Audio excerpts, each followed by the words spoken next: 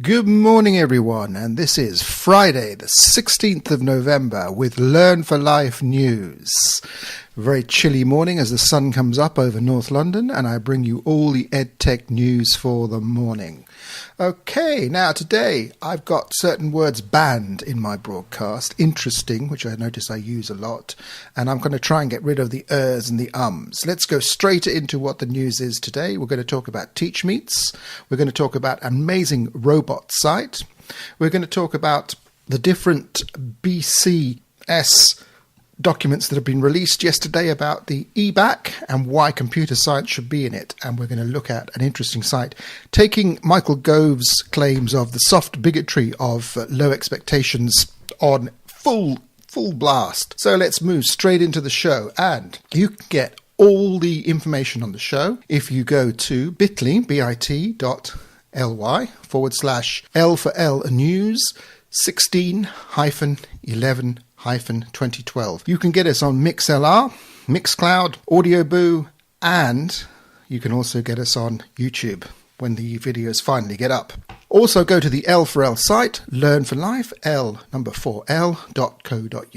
The first thing I want to talk about are TeachMeets, and they are in our bundle, which is bundles, bit.ly.com/bundles/iBeams, which is always EYEBEAMS/M. And this particular bundle talks about the TeachMeets for some of the TeachMeets for November. And the first one coming up is TeachMeet Essex, and that is on the 19th of November at Chelmsford.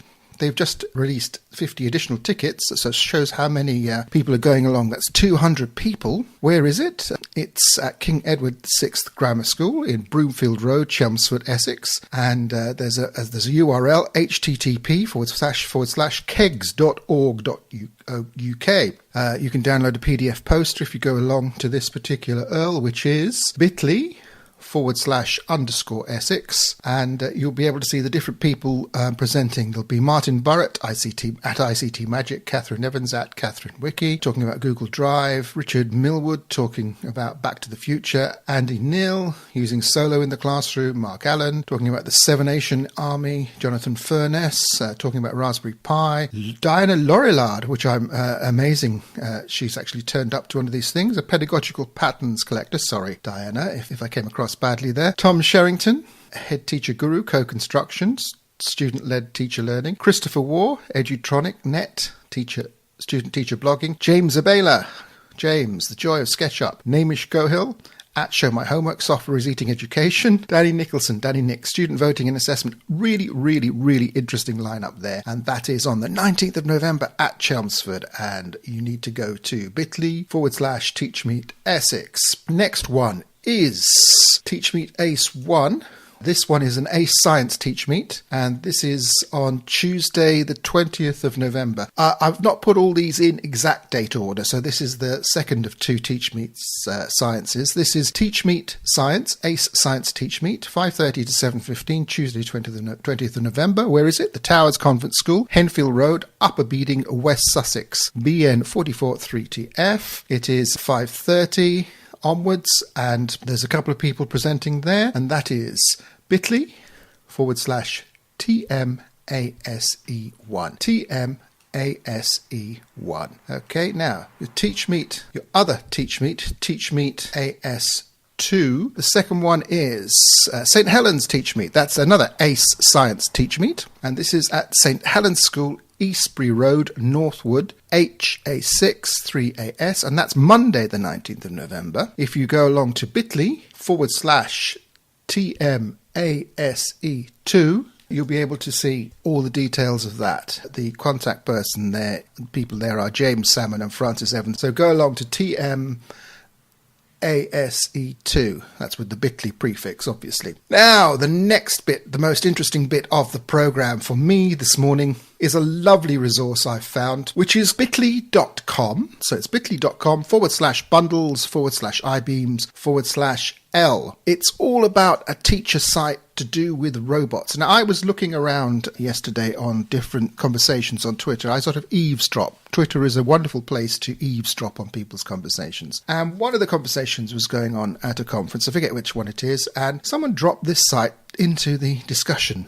And I thought, wow, this is really, really great. So I went along and I saw this site, and it's bit.ly/robot arts. And what it is, it's looking at a whole host of robotics created with cross-curricular resources. So this one is robotdiaries.posterous.com/full-curriculum, looks at different things to do with robots and how you can link these robots with something called a hummingbird kit, which the Carnegie Mellon University in the States has put together. And they've actually been using this with teachers and students for a number of years now, and they've perfected this set of servo motors, lights, other things, and they've connected it up to a robot kit, and they're actually using it within the arts curriculum, the wider arts curriculum. So in this particular site, you'll see it says full curriculum. If you go to language art, you'll see a robot theatre.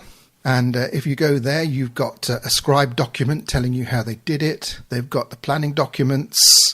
And if you go back, you can see there's science reactive art section, and there's a lovely video there of how people have used reactive art, and it tells you a bit about the slides, about what the artwork must contain. It has to have servos, it has to have certain other things you need to do, all beautifully put out in that site, and a lot of what I would call different exemplars of students and teachers showing you how to use robotic arts. Now that is bit.ly/robotic arts, and it's part of the Create Labs site, which is bit.ly/_Create Lab, and there you can see the sort of wider vision of how Carnegie Mellon has done this and why they've put these things up. And it's lots and lots of teachers' videos, lots and lots of there's a site called Educational Robotics for the Classroom, webinars and more on robotics, an article on humanoid robotics, the lesson concept robotic theatre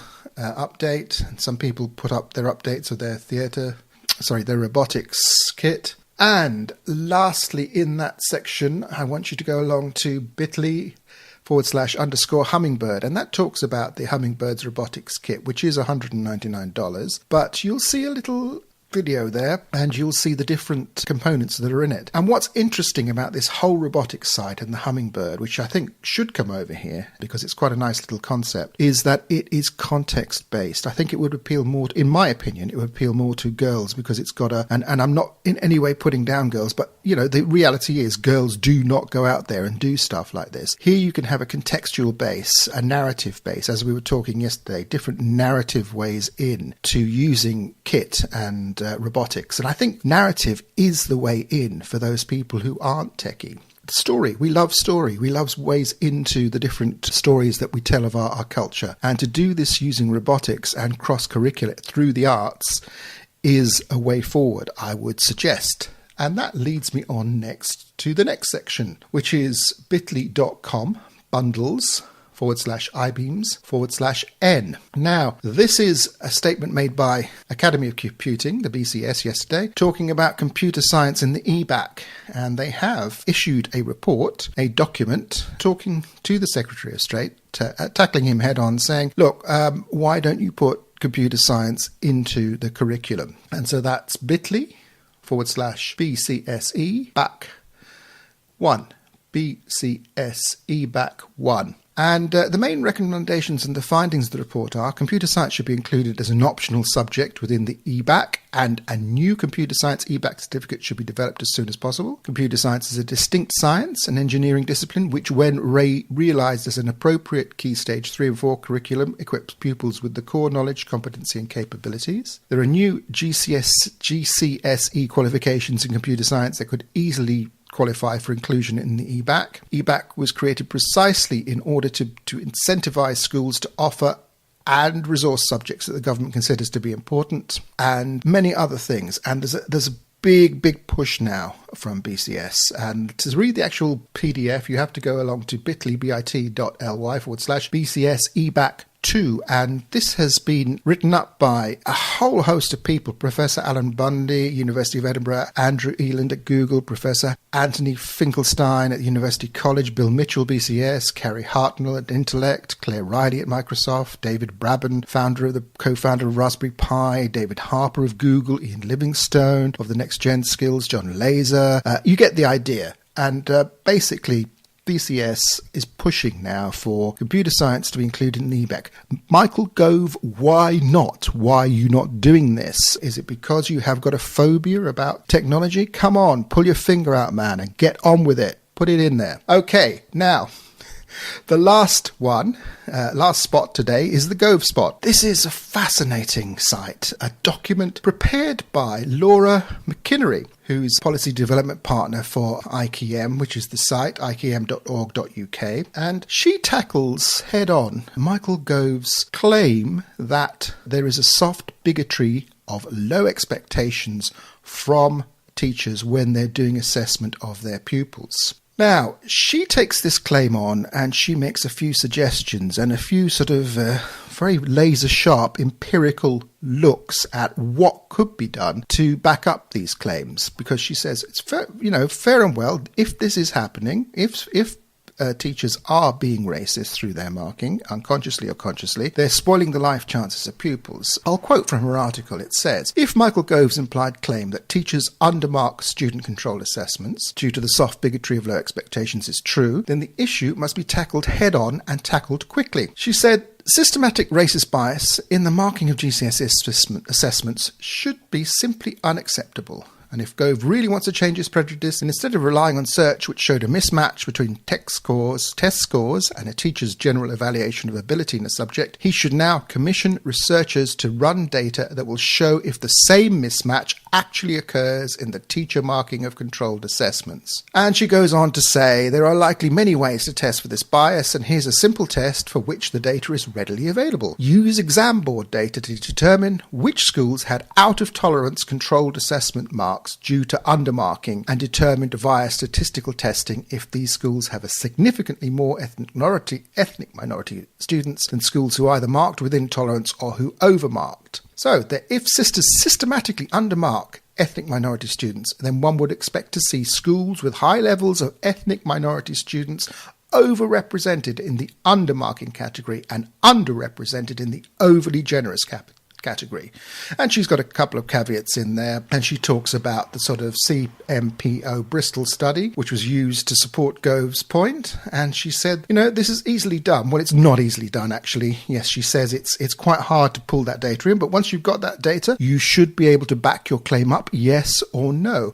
Good luck with that, I think, Laura. I don't think the DFE are going to do that. I don't think Ofqual are going to do that. I think Gove has made his point, and he's going to push it as far as he can now. But wonderful article. So I would urge you all to go and see that article. It's bit.ly/soft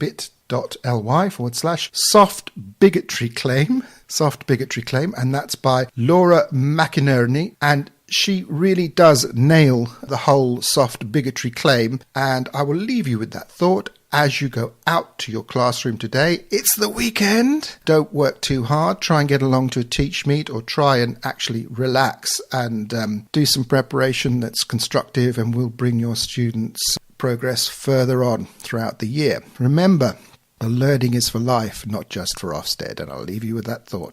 Goodbye now.